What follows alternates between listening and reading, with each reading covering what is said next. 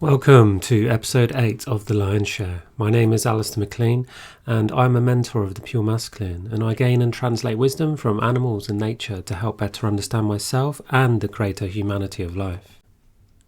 Today I talk about surrendering to the feminine in divine union and healing the war between man and woman. The Lion's Share, straight from the heart. Firstly, I need to answer the question, how am I able to speak about this topic as a pure masculine? Today I talk about the masculine, me surrendering to the feminine, and my partner, Hazel. And the reason I'm able to talk about this is because I've lived and embodied this journey, because I surrendered to the feminine. I listened deeply, and even when I did not understand, I sat there and I listened, and I asked questions, and I listened.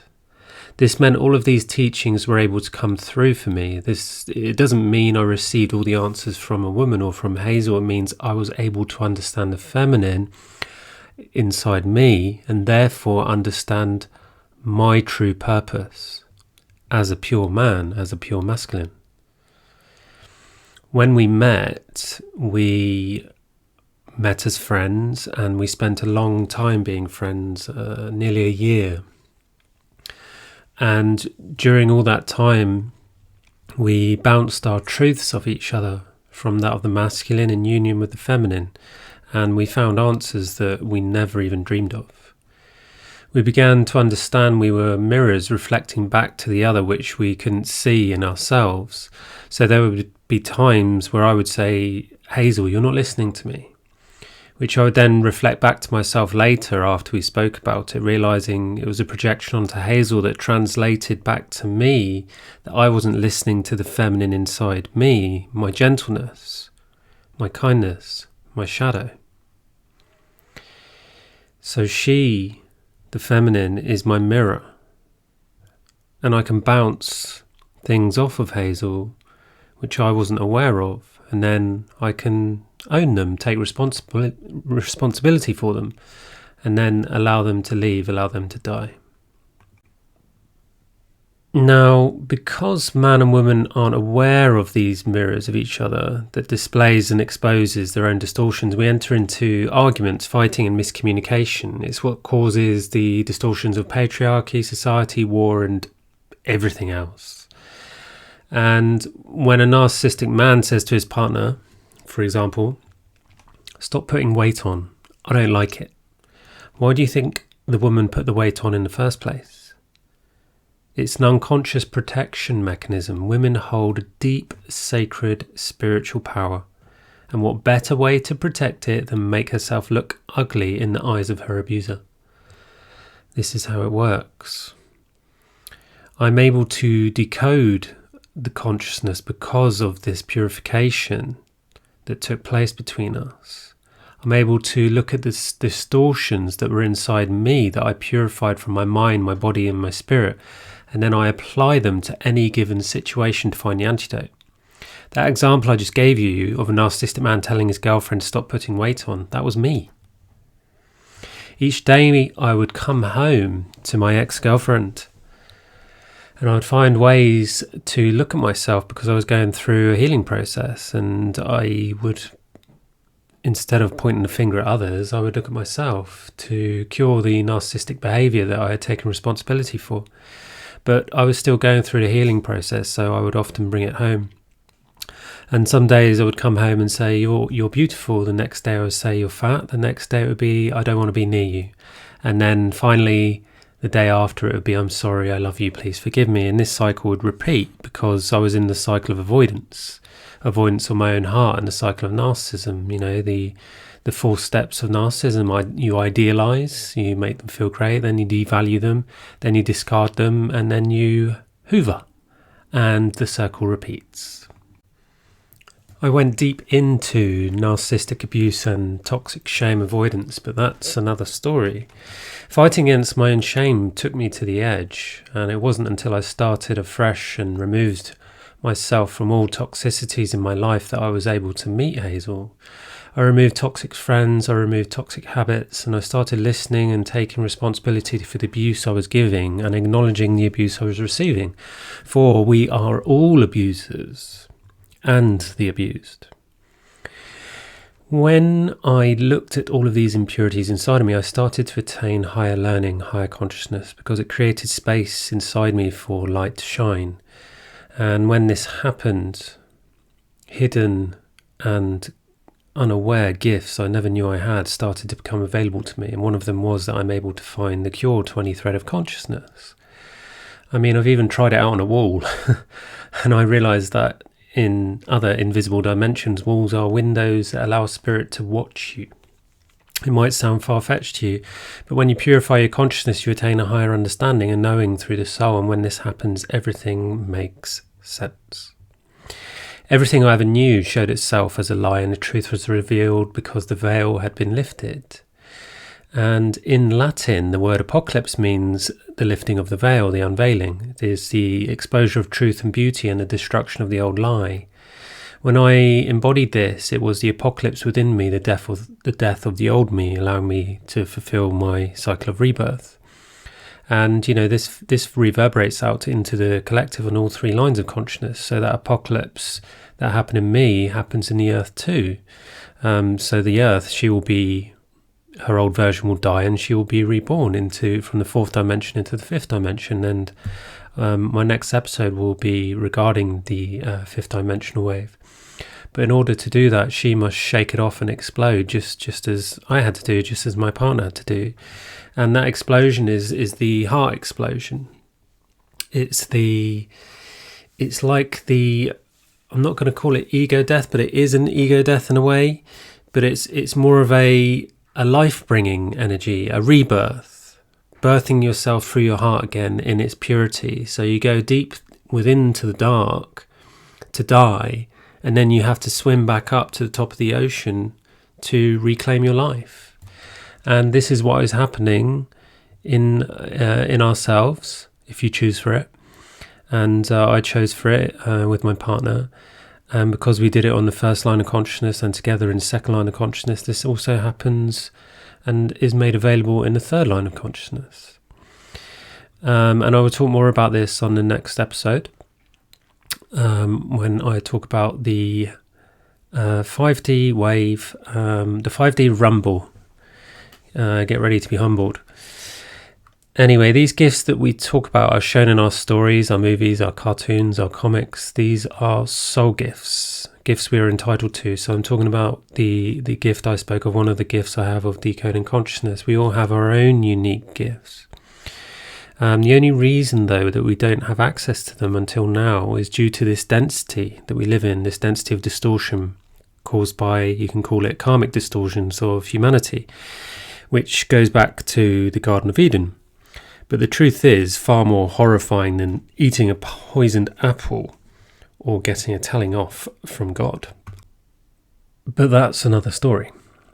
So, what are the differences between man and woman? Well, the feminine is a human body different to man in many ways. This is obvious. But today I'm not only talking about the physical differences, but the spiritual differences, because I am talking about surrendering to the feminine. And that's a controversial topic for men. So I'm going to spell it out. The main difference between men and women physically is that women can create life. They have a womb. This, in metaphorical terms, is the cauldron of creation. This is where witches made their broth, where the creations of her life are fertilized. And that doesn't mean having children, because the womb is not just for housing and giving birth to children. It's a multi-dimensional portal of creation. Ideas come from the energy and colour of creation, and the colour of the sacral chakra is orange.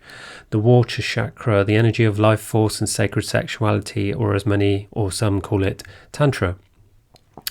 And this is why the feminine has been enslaved, for her power of sexuality. And again, that's another story. The other difference is that the energy of a woman is magnetic, just like our mother Gaia. Her magnetic field pulls in asteroids and objects from the outer reaches of the atmosphere and pulls them down into Earth. This is her true essence as a feminine, to be grounded in her body and to attract the energies that help her create life.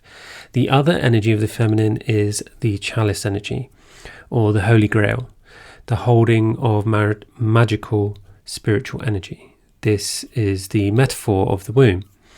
As women hold such a higher energy of creativity, life and sexuality, along with the fact that women are naturally magnetic, this causes a pulling sensation energetically towards a masculine, which holds an energy of charge. But due to the distorted penetration of the feminine throughout time, this has caused a distortion in the feminine form to abuse this magnetism. And you see this in narcissism, you see this, sexual narcissism, like you see it in porn. And it's shown in the feminine in many different ways, but the greatest one is giving herself away, because when a woman is penetrated by a distortion, it destroys her boundaries. And so the first thing that happens is anybody can walk in. And I don't mean that in a derogatory sense. I'm talking about the realm. So I like to use the story of the three little pigs, whereas the wolf represents the unconsciousness of man, and the pig represents the wisdom of using the mind wisely, making safe decisions, making good decisions. And it isn't until the third pig uses his mind wisely to build his house out of bricks that he is able to build strong enough boundaries. And this is the healing that is required, not just for the feminine but for the masculine as well, when there is a penetration of abuse. And I'm not just talking about sex, this could be violence, because violence is also penetrative. And I received a lot of violence in my life, and it is a violation, and it breaks your boundaries. And so you can, like myself, spend a whole lifetime rebuilding those boundaries. And it's a really serious, traumatic thing to have to heal. And, in society, the man pounces on this when a woman's boundaries are weak, and he calls her used, cheap, soiled, dirty, damaged, tainted, or depraved, and essentially unfit for love.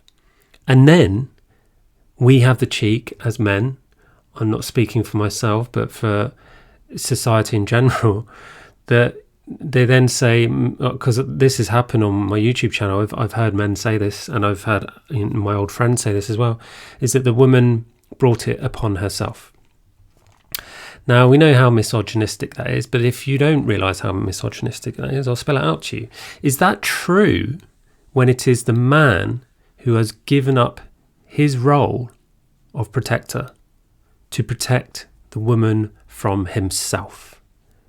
It is our job as men to protect and forgive women, so as to allow them to bloom, for they are creators, and without women we cannot create the new earth. We cannot live on earth. The new way of life that is beckoning us relies on us working and living in union, in unity, in love. Men hold a different energy to women. They hold an energy of charge and penetration. And I know it sounds horrible, but it is true that when a man of destruction, a man of ill intent penetrates a woman, he is passing his distorted seed into that woman. And that continues the cycle. A man says, well, the woman should have stopped him. She should have known. She should have said no. But how many different weapons does a narcissist use to get a woman in bed? How many different avenues of manipulation and control have you used to have your way with a woman? If you can honestly answer that truthfully, then I don't have to answer that question. Over the ages, the distortion of men, yes, it is men. I'm talking about men again, and we will come on to the distortions of women later. But firstly and foremostly, it is men that have caused a lot of destruction, so much misogyny, slavery and control. And I'm not just talking about this day and age, I'm talking about from day one, going back hundreds, if not thousands of years. It originates from this difference in energy between us, the pull and the pushing of the feminine energy like the moon, and the build-up of charge from the masculine energy with the intention of penetration like the sun. Over the ages, this energy of penetration has caused war because man has lost the way of sacred sexuality in divine union with a woman, because that reverence has gone.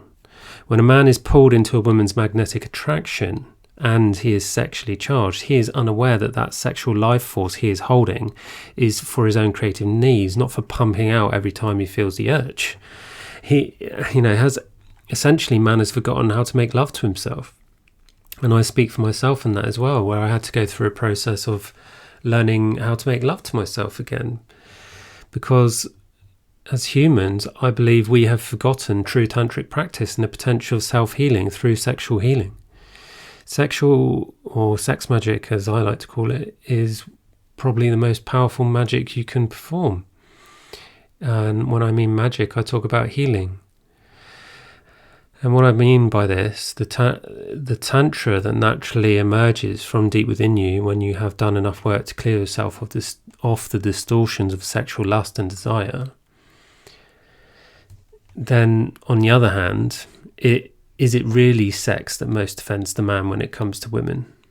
Because let's face it, isn't it true that every man wants a virgin?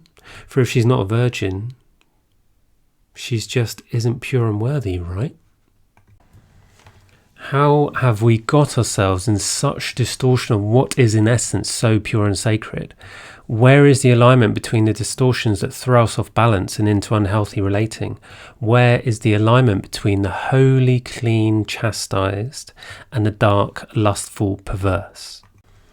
So when an unconscious man is not able to find a woman who is pure in his eyes and he doesn't get control over her, he starts to destroy and manipulate because he puts the value and worth of the woman above his own, and this causes him deep shame because he wants to feel equal.